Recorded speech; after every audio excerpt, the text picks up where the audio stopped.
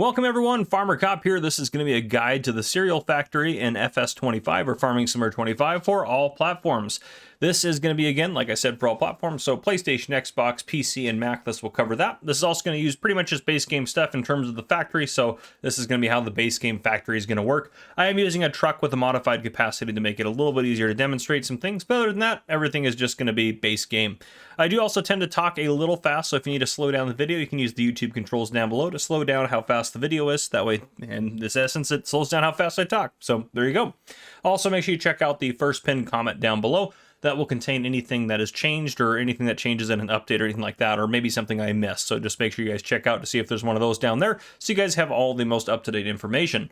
In addition to that, there are going to be time codes down below in the YouTube slider bar, so you can skip ahead to a specific topic that you are looking for if that's what you'd like to do. What we are going to cover in this video is going to be placing and buying the cereal factory, the production inputs for the cereal factory, using the cereal factory, the products the cereal factory produces, how to move pallets, and finally the profitability of the cereal factory. So there you go.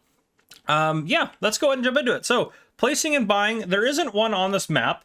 I'm on Hutan Pantai. You can come into productions in your menu and check available to see what kind of stuff is available on the map. We're just going to jump to, well, the gray mill or wherever. But what you'd want to do is find it in here, and then you'd hit visit to go visit it, or find it on the map and then click on it and then hit visit in there, and it'll take you over here.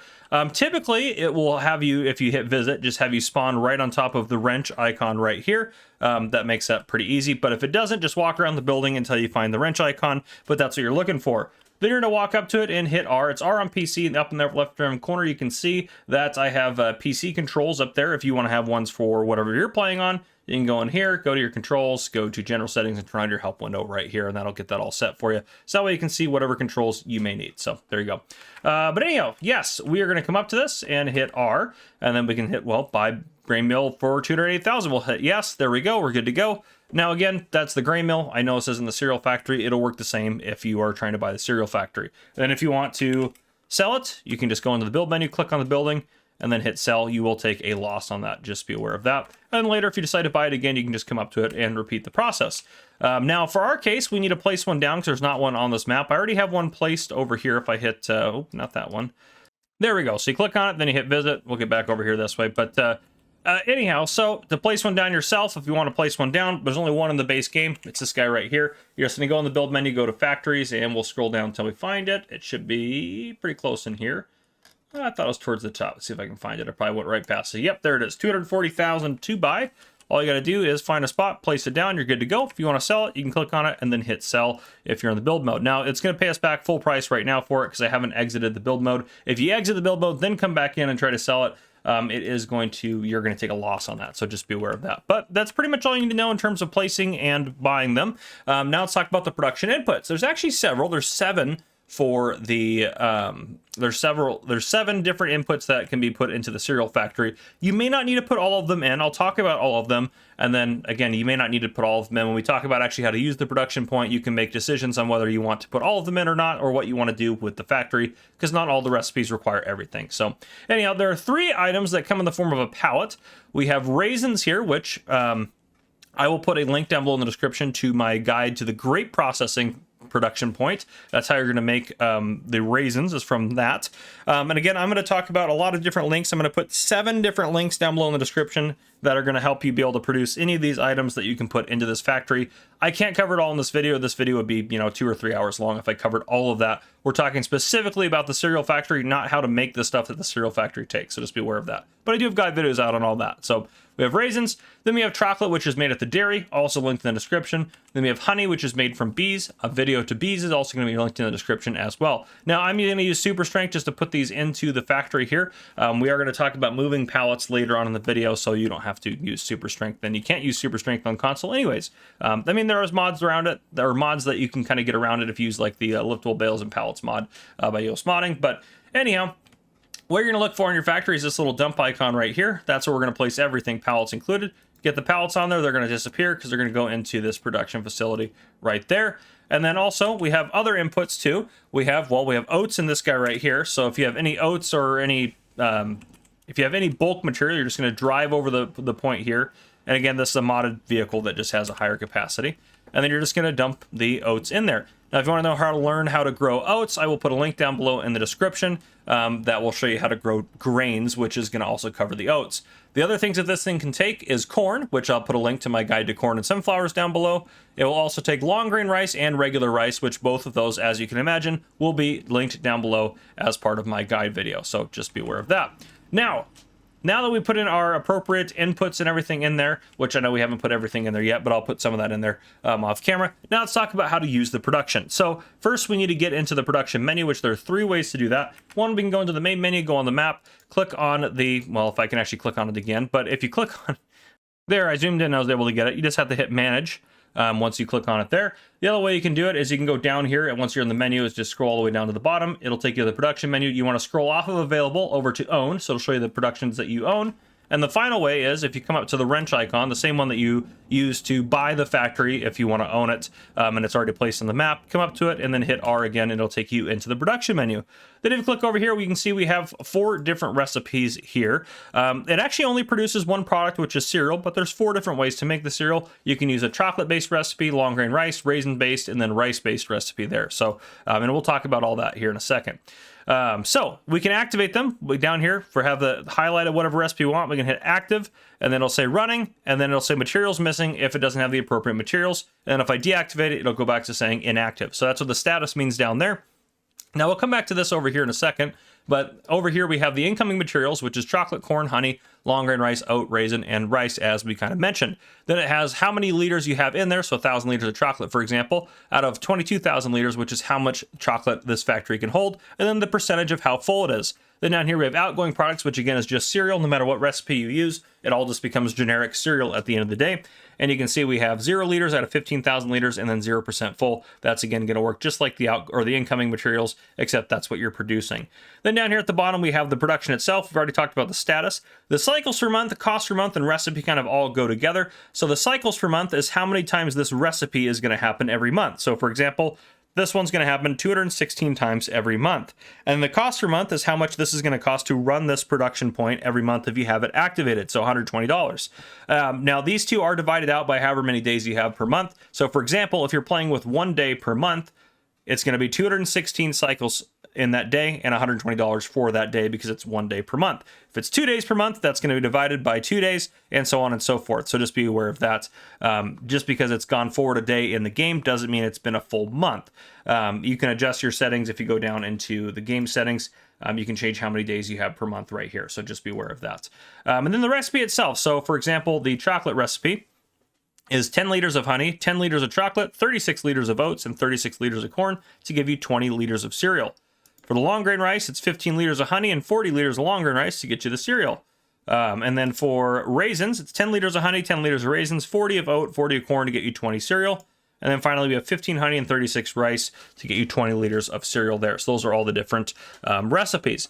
So again, you don't have to put all the products in. If you just wanted to use this recipe, you just need honey and rice. If you just wanted to use this one, you just need honey, raisins, oat, and corn. So it depends on what recipe you want to use. So just be aware of that. Now, the last thing we need to talk about in here is the output mode. These are all by default set to storing. And if I adjust one of them, it's going to change them all to the next one. So you can see that they all adjust at the same time because there's only actually one outgoing product. So when it's set to storing, what's going to happen is this is slowly going to fill up until you've produced enough to spawn a pallet. Then it'll spawn a pallet, and it'll keep doing that until there's no space for pallets, and then it'll slowly just fill up, and then it'll stop when it's full. Now, if you have that set to selling, it's going to automatically sell off the cereal you have in here every hour. Though be aware you're going to take a 20 to 40% cut when selling it that way, depending on your economy mode. So just be aware of that. If we set it to distributing, what that's going to do is take it every hour and move it to a different factory that requires cereal as an incoming material. However, there are no base game productions that require cereal as an incoming material. It's kind of a final product, so you don't really have anywhere for it to go, so it'll just basically sit in here until you change it back to, well, storing, where it'll start spawning pallets again. So that's how all this works. What we're going to do, I'm going to fast forward some time. We're going to get some cereal to start getting spawned in here, and then we'll talk about cereal and what we can do with it. All right, you can see we have some cereal now, which I actually really like. It's just very detailed. I really like the cereal pallets. I think they're really cool. I think they really did a good job with them.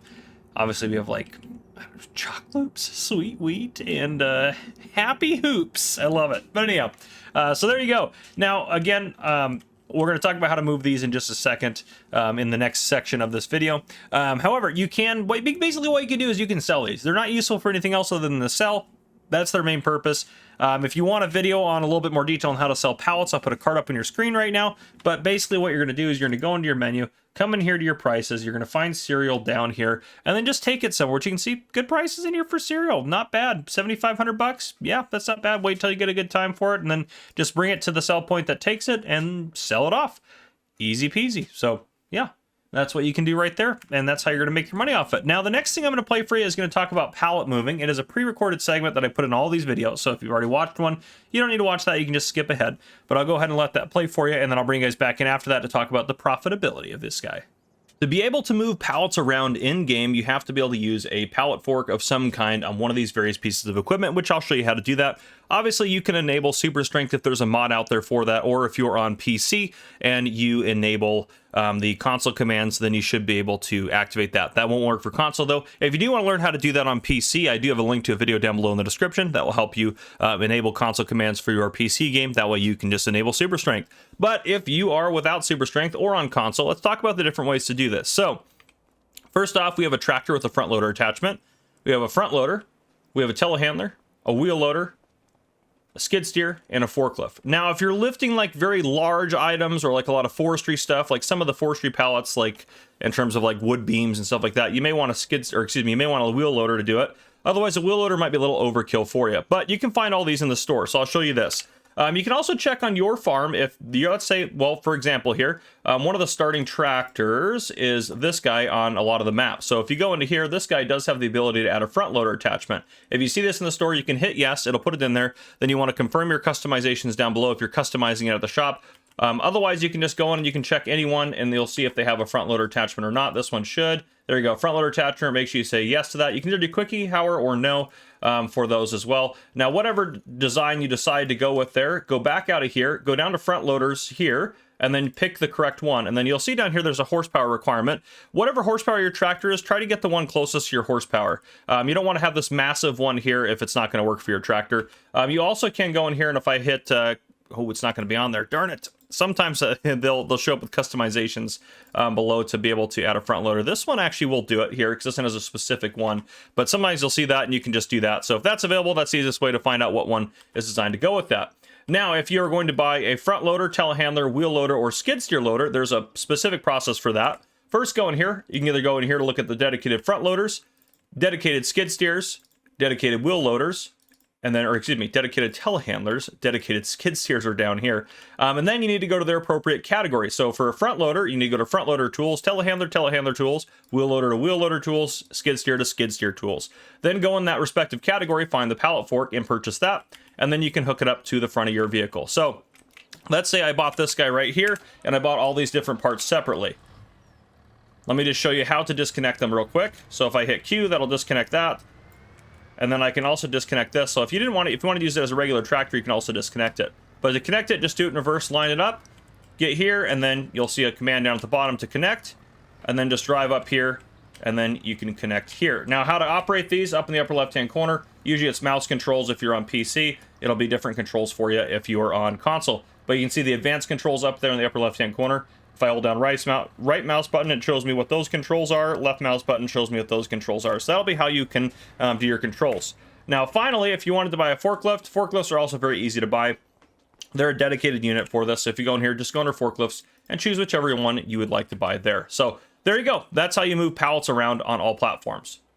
All right, profitability time. So this is my productions profitability table, which is linked down below in the description. If you want access to it, you can download a copy of it so that way you can kind of adjust it or do whatever you'd like to do with it. But you can see here we have the cereal factory, and again, I have every single production in here pretty much. I'll probably even put modded ones as I go, start adding in more and more stuff in here to keep updating it. But anyhow, so we have what we're making, which is the cereal from chocolate, the chocolate-based recipe. This is the long grain rice-based recipe, the raisin-based, and the rice-based down there at the very bottom. So for chocolate, we have inputting materials. We have honey, chocolate, oats, and corn, which actually these I probably should, just to make it more uniform, I'm going to merge these real quick just so they look nice and tidy on my little magical spreadsheet here. Got to keep it up to date. But yes, chocolate. So honey, chocolate, oats, and corn. That's how many cycles per month this runs. And then again, here's the liters of the respective products. So 10 liters of honey, 10 liters of chocolate, 36 of oats, and 36 of corn. Here is the cost for all those different items if you were to, instead of put them in this factory, sell them separately. So that's what this means here. That's what it means. That's kind of how we have to help calculate the productivity and, well, the profitability of this right here. So that's kind of why we have that there. And then we have the output amount, which is 20 for every single cycle, except for the long grain rice is only 15 liters that it outputs. And then we have the output value. So this is how much you'd get for selling the cereal. And then here we have the profit per cycle, which is simply the output value, which you can see up here, the output value minus the sum of all of these guys down here, which is all the inputs. And then you multiply that by however many cycles per month, and this is our profitability per month. And then this is how much you're going to need of everything every month to keep this running. So 2,000 liters of honey, 2,000 of chocolate, almost 8,000 of oats and corn, and then you're going to get 4,300 liters of cereal. And again, you have all those different pieces of data here. Now, if you get normal different numbers or anything like that, you can kind of adjust it in here. So these prices that I have in here all reflect back to the production sheet. So if you change a price in here, it will adjust the calculation on the other sheet. And these are average prices on normal economy mode. So like we go to like cereal, for example, well, we saw that we could get up to 7,500. So 6,840 we'll put over here. Let's say, well, we do sell it for 75, not 75,000, 7,500. Okay, that's great. Well, obviously you can see now we're making more money here. So that's how that adjusts that. So it's pretty cool. I've set it up that way. So that way, hopefully it's easy for you guys to use and has some benefit. And that way, if you're playing on a different economy mode, you can just simply come in here and input your own prices that you would get for some of these products. And this includes, again, the inputs and outputs are all in here. So all these are in here. And if one of these is like, for example, long grain rice, it's used in multiple productions. If you adjust the price here, it will reflect on the entire spreadsheet up. So just be aware of that. Last thing to talk about with the cereal factory is in here. The cereal factory, unfortunately, is a divided production point. Now, if you're wondering what that is, let's go back over to the game and we'll talk about that. So if I have the cereal factory right here, there's 4 different recipes. So as you know, with what I've taught you so far, if we have this activated, it's going to do 216 cycles of this per month. So, well, if we have that activated, we'd expect 216 cycles of this, right? No big deal. Well, this one says 144 cycles of this, so we'd expect that. So if I activate that, we would expect 144 of this and 216 of this. However, because it's a divided production, if I have now 2 activated, the cycles per each one is going to happen over the course of 2 months, not 1 month anymore. So it's basically halved. Now, if I also add a third one, every one of these is only going to be 1/3 as efficient. So it's going to be 1/3 of the cycles per month instead of what it is right now. If I also add in the 4th one, each one is only going to be 1/4 as efficient. So it's going to be 25% of the cycles instead of the full 216 for this one. So if I take 216 and I divide it by 4, it's now only going to do 54 cycles a month instead of the 216. So just be aware of that. It is divided. So if you wanted to have all these working at full bore, it's not going to be able to happen with this production facility. But anyhow, guys, that's what I got for you guys. If you guys enjoyed, please drop a like down below. If you haven't already, hit that subscribe button up on the screen to join the Farmer Cop channel and turn on your notification bell so you don't miss any future videos I may post. This has been Farmer Cop. Thank you guys for coming and watching. I'll see you guys in the next one.